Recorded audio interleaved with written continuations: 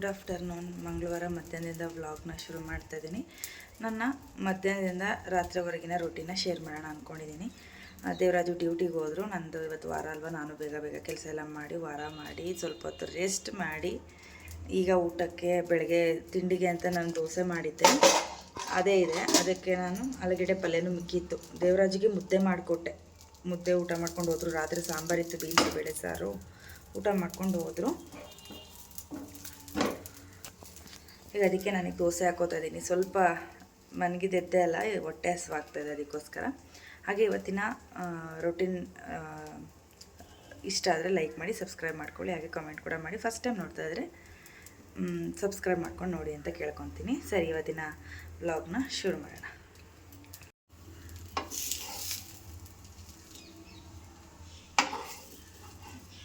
ಮಧ್ಯಾಹ್ನದ ಊಟಕ್ಕೆ ಬೆಳಗ್ಗೆದು ದೋಸೆ, ಅದಕ್ಕೆ ಸ್ವಲ್ಪ ತರಕಾರಿ ಜೊತೆಗೆ ಆಲೂಗಡ್ಡೆ ಪಲ್ಯ ಮಿಕ್ಕಿದೆ.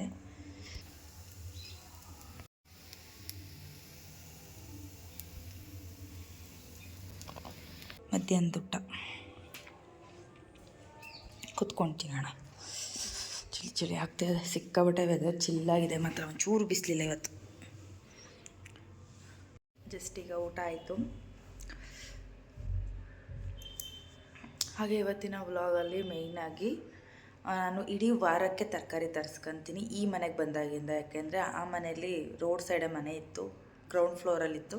ತರಕಾರಿ ಸೊಪ್ಪು ಏನೇ ಹೋದರೂ ನಮಗೆ ಕೇಳಿಸ್ತಾ ಇತ್ತು. ಸಡನ್ನಾಗಿ ಹೋಗಿ ಅವತ್ತಿಂದ ಅವತ್ತು ತೊಗೊತಾ ಇದ್ದೆ, ಫ್ರಿಜ್ಜಲ್ಲೇನು ಇಟ್ಕೋತಾ ಇರಲಿಲ್ಲ. ಆದರೆ ಈ ಮನೆಗೆ ಬಂದಾಗಿಂದ ಇದು ಸ್ವಲ್ಪ ಸೆಕೆಂಡ್ ಫ್ಲೋರಲ್ಲಲ್ವ ಇರೋದು, ನನಗೆ ತರಕಾರಿ ಸೊಪ್ಪು ಹೋಗೋದು ಬರೋದು ಗೊತ್ತೇ ಆಗ್ತಾಯಿಲ್ಲ. ಹಂಗಾಗಿ ಇಡೀ ವಾರಕ್ಕಾಗೋ ಥರ ತರಿಸಿಟ್ಕೊತಾ ಇದ್ದೀನಿ. ಹಾಗಾಗಿ ಇವತ್ತಿನ ವ್ಲಾಗಲ್ಲಿ ನನ್ನ ಇಡೀ ವಾರಕ್ಕೆ ನಾನು ಏನೆಲ್ಲ ತರಕಾರಿ ಬಳಸ್ತೀನಿ, ಹಾಗೆ ನನ್ನ ಒಂದು ಐಡಿಯಾಸ್ ಏನಿರುತ್ತೆ, ವಾರದಲ್ಲಿ ಯಾವ್ಯಾವ ತರಕಾರಿ ತರಬೇಕು, ಹೇಗೆ ಬಳಸಬೇಕು ಅಂತ ಅದನ್ನೆಲ್ಲ ನಾನು ಶೇರ್ ಮಾಡ್ತೀನಿ. ಈ ವಾರ ಏನೆಲ್ಲ ತರಿಸಿದ್ದೀನಿ ಅಂದ್ಬಿಟ್ಟು ಇವತ್ತು ಜಸ್ಟು ದೇವರಾಜು ಡ್ಯೂಟಿಗೆ ಹೋಗೋಕ್ಕಿಂತ ಮುಂಚೆ ತರಕಾರಿ ಎಲ್ಲ ತಂದುಕೊಟ್ಟು ಹೋಗಿದ್ದಾರೆ. ಅದನ್ನು ಆರ್ಗನೈಸ್ ಮಾಡ್ದಂಗೂ ಆಗುತ್ತೆ, ನಿಮಗೂ ಶೇರ್ ಮಾಡ್ದಂಗೆ ಆಗುತ್ತೆ. ನನ್ನ ಐಡಿಯಾಸ್ನ ನಿಮ್ಮ ಮುಂದೆ ಶೇರ್ ಮಾಡ್ಬೋದು ಅಂತ ಅಂದ್ಬಿಟ್ಟು ಸ್ವಲ್ಪ ಅಮ್ಮನ ಮನೆಗೆ ಹೋಗೋದಿದೆ, ಹೋಗ್ಬಿಟ್ಟು ಬರ್ತೀನಿ. ಬಂದಮೇಲೆ ನೀಟಾಗೆಲ್ಲ ಫ್ರಿಜ್ಗೆ ಸ್ಟೋರ್ ಮಾಡ್ಕೊಳ್ಳೋಣ.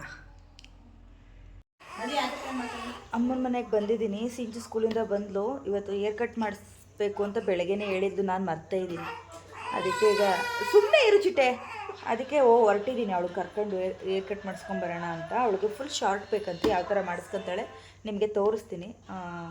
ಬನ್ನಿ ಹೋಗೋಣ, ಯಾವ ಥರ ಏರ್ ಕಟ್ ಮಾಡಿಸ್ತಾಳೆ ಅಂತ ನೀವು ನೋಡಿ ಇವ್ರಂತೆ.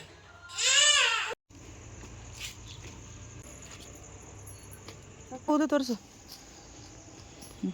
ಹಾಗೆ ಪಾರ್ಲರ್ ಹತ್ರಕ್ಕೆ ಬಂದ್ವಿ, ಅವ್ರು ಕ್ಲೋಸ್ ಮಾಡಿದರು. ಅದಕ್ಕೆ ನಂಬರ್ ತೊಗೊಂಡು ಫೋನ್ ಮಾಡಿದೆ. ಒಂದು ಹಾಫ್ ಆನ್ ಅವರ್ ಆಗುತ್ತೆ ಬರೋದು ಅಂದರು. ಅಷ್ಟರಲ್ಲಿ ಚಿಟ್ಟೆಗೆ ಒಂದು 2 ಜೊತೆ ಸ್ಲಿಪ್ಪರ್ ಬೇಕಿತ್ತು, ಡೈಲಿ ವೇರ್ಗೆ ಮತ್ತು ಹೊರಗಡೆ ಹೋಗೋ ಬರೋದಕ್ಕೆ. ಹಂಗೆ ಫುಟ್ಪಾತಲ್ಲೇ ತೊಗೊಂಬಿಡೋಣ, ಇನ್ನು ಇವಳು ಇಟ್ಕೊಳ್ಳೋ ಚಂದಕ್ಕೆ ಅಂದ್ಬಿಟ್ಟು ಕರ್ಕೊಂಡು ಬಂದಿದ್ದೀನಿ ಹೊಸ ಬಸ್ ಸ್ಟ್ಯಾಂಡ್ ಹತ್ರ. ಹಾಗೆ ಅಲ್ಲಿ ಅವಳಿಗೆ ಸ್ಲಿಪ್ಪರ್ ಎಲ್ಲ ತೊಗೊಂಡು ಬರೋ ಅಷ್ಟರಲ್ಲಿ ಹಾಫ್ ಆನ್ ಅವರ್ ಆಯಿತು. ಅವರು ಕೂಡ ಅಂಗಡಿಗೆ ಬಂದಿದ್ದೀನಿ ಅಂತ ಫೋನ್ ಮಾಡಿದರು. ಸಿಂಚುನ ಕರ್ಕೊಂಡು ಬಂದೆ.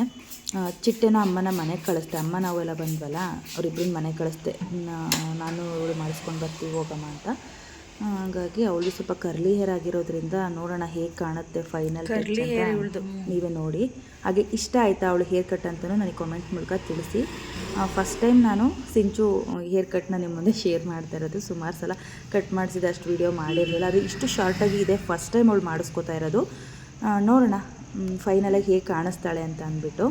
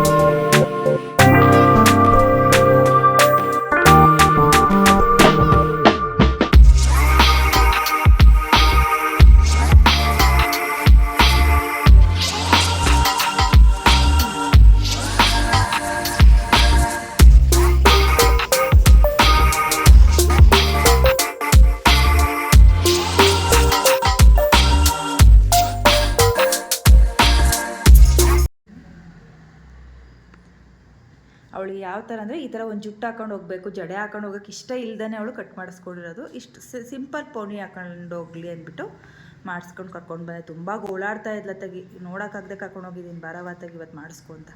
ಇಷ್ಟ ಹಾಕ್ಕೊಂಡು ಹೋಗ್ತಾಳೆ. ಇನ್ನು ಡಿಗ್ರಿ ಗಂಟನೂ ಇದೇ ಥರ ಹೇರ್ ಕಟ್ ಮಾಡಿಸ್ಕೊತೀನಿ ಅಂತ ಹೇಳಿದಾಳೆ. ನೋಡೋಣ ಹೇಗಿರ್ತಾಳೆ ಅಂತ. ಅದೇ ಥರ ಮೇಂಟೈನ್ ಮಾಡ್ಬೇಕು ನೀಟಾಗಿ ಕೂದಲನ್ನ. ಚೆನ್ನಾಗಿದೆಯಾ ಹೇರ್ ಸ್ಟೈಲ್ ಅಂತ ನೀವೇ ಹೇಳಬೇಕು.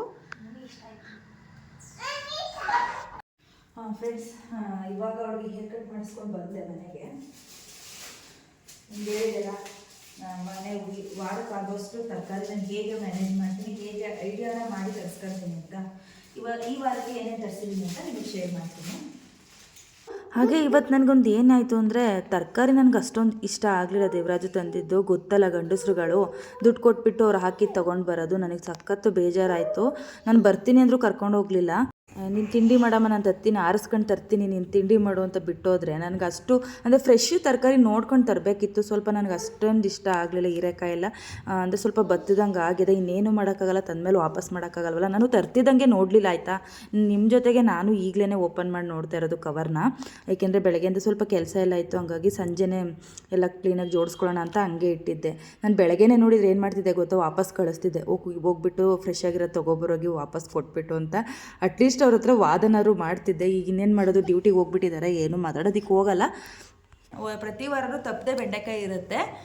ಆದರೆ ಬೀನ್ಸು ಮತ್ತು ಹೀರೆಕಾಯಿ ಏನು ಮಾಡ್ತೀನಿ ಅಂದರೆ, ಈ ವಾರ ಬೀನ್ಸ್ ತಂದರೆ ನೆಕ್ಸ್ಟ್ ವೀಕು ನಾನು ಹೀರೆಕಾಯಿ ತರ್ತೀನಿ. ಒಟ್ಟಲ್ಲಿ ಹೀರೆಕಾಯಿ ಬೀನ್ಸು ವಾರ ಚೇಂಜ್ ಮಾಡ್ತೀನಿ. ಒಟ್ಟಲ್ಲಿ ಇದ್ದೇ ಇರುತ್ತೆ ವೀಕ್ಲಿ ಒಂದು ಯಾವುದಾದ್ರು ಒಂದು. ಯಾಕೆಂದರೆ ಜಾಸ್ತಿ ಫೈಬರ್ ಯಾವುದ್ರಲ್ಲಿ ಸಿಗುತ್ತೋ ಆ ತರಕಾರಿಗಳನ್ನ ನಾನು ಚೂಸ್ ಮಾಡೋದು. ಆಗ ನನಗೆ ಇಷ್ಟಪಟ್ಟು ತಿನ್ನೋದು ಕೂಡ ಇದೇ ತರಕಾರಿಗಳಾಗಿರೋದ್ರಿಂದ ಇವುಗಳನ್ನೇ ವಾರದಲ್ಲಿ ಚೇಂಜ್ ಮಾಡಿ ತರ್ತೀನಿ. ಈ ವಾರ ತಂದಿರೋದು ಈ ರೀತಿಯಾಗಿ ತಂದಿದ್ದಾರೆ.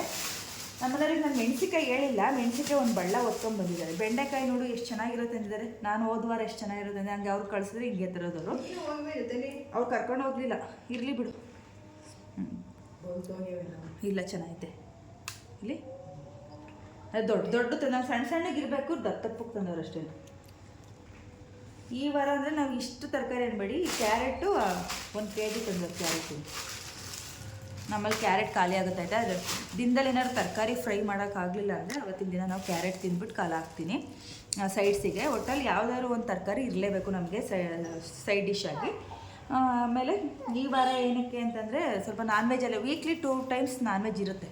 ಇವತ್ತು ಮಾಡಿದ್ದು ನಾಳೆ ಗಂಟನೂ ಇರುತ್ತಲ್ವ, ಹಂಗಾಗಿ ಅದನ್ನೇ ಲೆಕ್ಕ ಹಾಕ್ಕೊಂಡು ನಾನು ವಾರದಲ್ಲಿ ಯಾವ ಥರ ನಾನು ತರಕಾರಿ ಬಳಸ್ತೀನೋ ಅದನ್ನು ನಾನು ಮೈಂಡಲ್ಲೇ ಫಿಕ್ಸ್ ಮಾಡ್ಕೊಂಡು ತರಿಸ್ಕೊತೀನಿ. ಈಗ ಪಲ್ಯಗಳನ್ನೂ ಮಾಡ್ಕೊತೀನಿ. ಸ್ವಲ್ಪ ಈಗ ಒಂದೊಂದು kg ತರಿಸ್ಕೊಳ್ಳೋದು ನಾನು. ಅರ್ಧ ಪಲ್ಯ ಮಾಡ್ತೀನಿ, ಅರ್ಧ ಫ್ರೈ ಮಾಡ್ಕೊಂಡು ತಿಂತೀನಿ. ಅಮ್ಮ ಸುಮ್ಮನೆ ಇರಮ್ಮ. ಆಮೇಲೆ ಕ್ಯಾರೆಟು ಅಷ್ಟೇ, ನಾವು ಪಲ್ಯ ಮಾಡೋದಕ್ಕಿಂತ ಹಸಿದನ್ನೇ ತಿಂದು ಖಾಲಿ ಮಾಡ್ತೀವಿ. ಚಿಟ್ಟೆ ತಿಂತಾಳೆ, ನಾನು ತಿಂತೀನಿ. ಆದರೆ ದೇವರಾಜು ಕೊಟ್ಟರೆ ತಿಂತಾರೆ, ಅವ್ರು ತಿನ್ನಲ್ಲ. ಇಲ್ಲ ಅಂದರೆ ಸಿಂಚೋದು ತಿನ್ನೋದೇ ಇಲ್ಲ. ನಮ್ಮಿಬ್ಬರಿಗೆ ಏನೋ ತರಿಸ್ಕೊಂಡಿದ್ದೀವಿ. ಆದರೆ ಎಲ್ಲ ತರಕಾರಿನೂ ಅಷ್ಟೇ, ಅರ್ಧ ಪಲ್ಯ ಅರ್ಧ ಸೈಡ್ಸಿಗೆ ಹಂಗೆ ಹುರ್ಕೊಂಡು ತಿನ್ನೋದಕ್ಕೆ ಸೇರಿಸಿ ಒಟ್ಟಿಗೆ ತರಿಸ್ಕೊತೀನಿ. ಆಲೂಗಡ್ಡೆ ನಾನು ಜಾಸ್ತಿ ಬಳಸಲ್ಲ. ಈ ಸತಿ ಕ್ಯಾಪ್ಸಿಕಮ್ಮು ಈ ವಾರಕ್ಕೆ ನಾನು ಲಾಸ್ಟ್ ವೀಕು ಬೀನ್ಸು ಎಲ್ಲ ತರಿಸಿದ್ದೆ ಅಂದ್ಬಿಟ್ಟು ಎಲೆಕೋಸು ಬೀನ್ಸ್ ತಂದಿದೆ ಎಕ್ಸ್ಟ್ರಾ. ಅದಕ್ಕೆ ಈಗ ಬೀನ್ಸ್ ಬದಲಿಗೆ ಹೀರೆಕಾಯಿ ತರಿಸ್ಬಿಟ್ಟು ಎಲೆಕೋಸು ಬದಲಿಗೆ ಕ್ಯಾಪ್ಸಿಕಮ್ ತರಿಸಿದ್ದೀನಿ. ಬೆಂಡೆಕಾಯಿ ಯಾವಾಗಲೂ ಇದ್ದೇ ಇರುತ್ತೆ. ಇದು ಇಡೀ ವಾರಕ್ಕೆ ನನಗೆ ಸರಿ ಹೋಗ್ಬಿಡುತ್ತೆ. ಅದು ಕ್ಯಾರೆಟು ಮಾಮೂಲಿ ಇರುತ್ತಲ್ವ, ತೂಗ್ಸುತ್ತೀವಿ. ಇಷ್ಟು ಖಾಲಿ ಆದ್ರೂ ಕ್ಯಾರೆಟ್ ಇರುತ್ತೆ, ಮ್ಯಾನೇಜ್ ಮಾಡ್ಕೊತೀವಿ. ಇನ್ನು 2 times ನಾನ್ ವೆಜ್ ಇರುತ್ತೆ. ಈ ರೀತಿಯಾಗಿ ನಾನು ಐಡಿಯಾ ಮಾಡ್ಕೊಂಡು ತರಕಾರಿ ತರಿಸ್ಕೊತಾ ಇದ್ದೀನಿ ಈ ಮನೆಗೆ ಬಂದಾಗಿಂದ. ನಿಮಗೆ ಅದು ಐಡಿಯಾ ಹೇಗೆ ಅನ್ನಿಸ್ತು ಅಂತ ನನಗೆ ಗೊತ್ತಿಲ್ಲ, ಕಾಮೆಂಟ್ ಮೂಲಕ ತಿಳಿಸಿ ಆಯಿತಾ. ತರಕಾರಿ ಬಗ್ಗೆ ಮಾತ್ರ ನಾನು ಶೇರ್ ಮಾಡ್ತಾ ಇರೋದು. ನೈಟ್ ಊಟಕ್ಕೆ ತರಕಾರಿ ಸಾರು, ಬಾಯ್ಲ್ಡ್ ಎಗ್, ಹಾಗೆ ಪೆಪ್ಪರ್ ಆಮ್ಲೆಟ್ ಮತ್ತು ಮೊಸರು.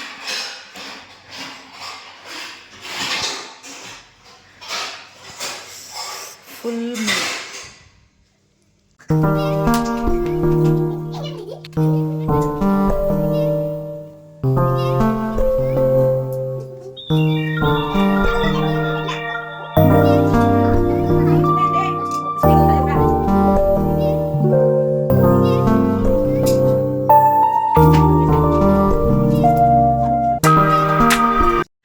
ಫ್ರೆಂಡ್ಸ್ ನೋಡಿದ್ರಲ್ವ, ಇವತ್ತು ಮಂಗಳವಾರ ಮಧ್ಯಾಹ್ನದಿಂದ ರಾತ್ರಿವರೆಗೂ ನನ್ನ ದಿನಚರಿ ಹೇಗಿತ್ತು, ನನ್ನ ಲೈಫ್ ಸ್ಟೈಲ್ ಹೇಗಿತ್ತು ಅಂತ ನಿಮ್ಮದು ಶೇರ್ ಮಾಡಿದ್ದೀನಿ. ಇವತ್ತಿನ ರೂಟೀನ್ ಸ್ವಲ್ಪನಾದರೂ ಇಷ್ಟ ಆದರೆ ಸಬ್ಸ್ಕ್ರೈಬ್ ಮಾಡ್ಕೊಂಡು ಲೈಕ್ ಮಾಡಿ, ಕಾಮೆಂಟ್ ಕೂಡ ಮಾಡಿ, ಆದಷ್ಟು ಶೇರ್ ಕೂಡ ಮಾಡಿ. ಹಾಗೆ ಸಿಂಚು ಹೇರ್ ಕಟ್ ಆಗಿರ್ಬೋದು, ಹಾಗೆ ನಮ್ಮ ವಾರದ ತರಕಾರಿ ಹೇಗಿರುತ್ತೆ, ಆದರೆ ಇವತ್ತು ತರಕಾರಿ ಸ್ವಲ್ಪ ಚೆನ್ನಾಗಿರೋದು ತಂದಿಲ್ಲ. ನನಗಷ್ಟು ಸ್ಯಾಟಿಸ್ಫ್ಯಾಕ್ಷನ್ ಆಗಲಿಲ್ಲ. ತರಕಾರಿ ಏನು ಮಾಡೋಕ್ಕಾಗಲ್ಲ, ಕೆಲವೊಂದು ಸಲ ಆಗುತ್ತೆ. ಅವ್ರು ಏನು ಮಾಡ್ತಾರೆ ಅಂದರೆ ಗಂಡಸರೇ ಅಷ್ಟು ದುಡ್ಡು ಕೊಡ್ತಾರೆ, ಸುಮ್ಮನೆ ಅವ್ರು ಹಾಕಿಸ್ಕೊಂಬರ್ತಾರೆ. ನಾನು ಹೋಗ್ಬೇಕಿತ್ತು, ಹೇಳಿದ್ದೆ ಅವ್ರಿಗೆ ಚೆನ್ನಾಗಿ ಆರಿಸ್ಕೊಂಡು ತೊಗೊಬನ್ನಿ ಅಂತ, ಅವ್ರು ಆದರೂ ತಂದಿಲ್ಲ. ಇರಲಿ ಇರೋದಂತ ಅದನ್ನು ಬೇಗ ಬೇಗ ಖಾಲಿ ಮಾಡಿಬಿಡ್ತೀನಿ. ನಂಗೆ ಅಷ್ಟು ಇಷ್ಟ ಆಗಲಿಲ್ಲ ಇವತ್ತು ತರಕಾರಿ ತಂದಿರೋದು. ಆಮೇಲೆ ಇನ್ನೇನು ಅಷ್ಟೇ. ಹಾಗೆ ನನ್ನ ಹೆಲ್ತಿ ಫುಡ್ ಎಲ್ಲ ನೋಡಿದ್ದೀರಾ, ಏನಿಂದ ಊಟ ಮಾಡ್ತೀನಿ ಅಂತ ಪ್ರತಿಯೊಂದು ಶೇರ್ ಮಾಡಿದ್ದೀನಿ.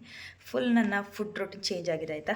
ಪ್ರತಿದಿನ ನೀವು ಏನು ನೋಡ್ತೀರೋ ಅದು ಹಾಗೆ ಇರುತ್ತೆ. ಅಂದರೆ ತಟ್ಟೆಯಲ್ಲಿ ಎಲ್ಲ full fibre, cops and protein ಇದ್ರ ಪ್ರಕಾರವಾಗಿ ಊಟ ಮಾಡಲಿಕ್ಕೆ ಟ್ರೈ ಮಾಡ್ತಾಯಿದ್ದೀನಿ ಆದಷ್ಟು. ಫ್ರೆಂಡ್ಸ್, ನಾಳೆ ಇನ್ನೊಂದು ಹೊಸ ವಿಚಾರದೊಂದಿಗೆ ಸಿಗ್ತೀನಿ ಫ್ರೆಂಡ್ಸ್. ಅಲ್ಲಿವರೆಗೂ ಬಾಯ್ ಬಾಯ್.